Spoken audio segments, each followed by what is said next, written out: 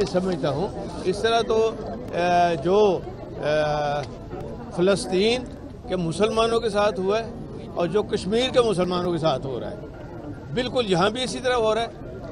और ये किया उन्होंने ये हुलिया बना के रख दिया है ये स्टेट का, और ये इस सारे एरिए का मैं खुद देख के आया हूँ, अंदर भी मैंने देखा है, हर तरफ तोड़ फोड़, उनके घरों का उनका सामान बिखरा पड़ा है और उनके कपड़े खान साहब के और लेडीज़ के कपड़े, जबकि सिर्फ अंदर उनकी बेगम साहिबा मौजूद हैं और इनको ज़रा ख़वातीन का लिहाज नहीं आया, इनको ज़रा पर्दे का लिहाज नहीं आया, इनके अपने घरों में माएँ बहनें नहीं हैं।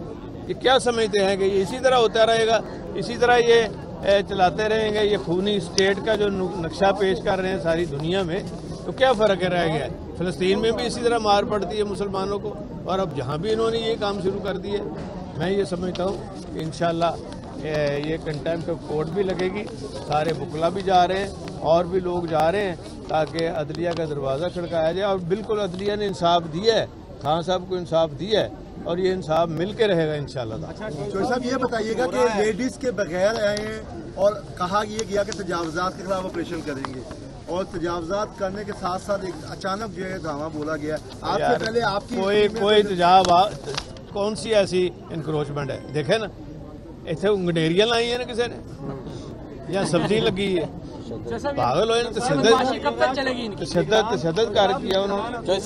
हालात खराब करना चाहती हैं कि इलेक्शन मुलतवी किए जाए, ये वही। देखें, हालात खराब इसलिए नहीं हो सकते कि ये सुप्रीम कोर्ट का फैसला है, ये सुप्रीम कोर्ट का फैसला है कि इलेक्शन हो के रहेगा, टाइम पे रहेगा, ये जो मर्जी कर लें। इनको अपनी मौत नजर आ रही है कि ये इलेक्शन हार रही है नून लीग, ये नून लीग के ये राना सनाउल्लाह और मरियम के कहने के ऊपर ये सारा ऑपरेशन। चौधरी साहब ये बताइएगा कि अल्टीमेट चौधरी साहब ये बताइएगा कि अल्टीमेट गोल तो ये था दोनों असम्बलियां तहलील करने का कि जनरल इलेक्शन की तरफ जाया जाए, लेकिन जनरल इलेक्शन की तरफ तो नहीं गए। पंजाब और केपी में दोबारा इलेक्शन हो रहा है, तो इस सारी सिचुएशन को जो इस वक्त मौजूद हो रही है और जो बर्पा हो रही है, इसी को भांपते हुए आप ये बार बार कह रहे थे कि असम्बली तहलील ना की जाए।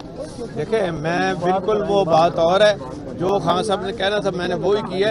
और जितने दिन गुजर रहे हैं, इमरान खान साहब की और पीटीआई की जो पॉपुलैरिटी है वो अल्लाह के फजल करम से बहुत ऊपर चली गई है, और इसका भी फायदा हो रहा है, हमें फर्क नहीं पड़ रहा है इंशाल्लाह। लेकिन सुप्रीम कोर्ट का जो फैसला है उसका क्या करेंगे ये? जज साहब, आपको लगता है कि क्या पीडीएम इमरान खान को गिरफ्तार कर पाएगी? क्या पीडीएम इमरान खान को गिरफ्तार कर पाएगी जिस तरह के मुकदमात? मेरी बात सुन ना, ये इनकी ख्वाहिश रही है। खान साहब का जो बयानिया है, जो उन्होंने इशू उठाया इस कौम के लिए, और सोए हुए कौम को अब जागना पड़ेगा और बाहर आना पड़ेगा।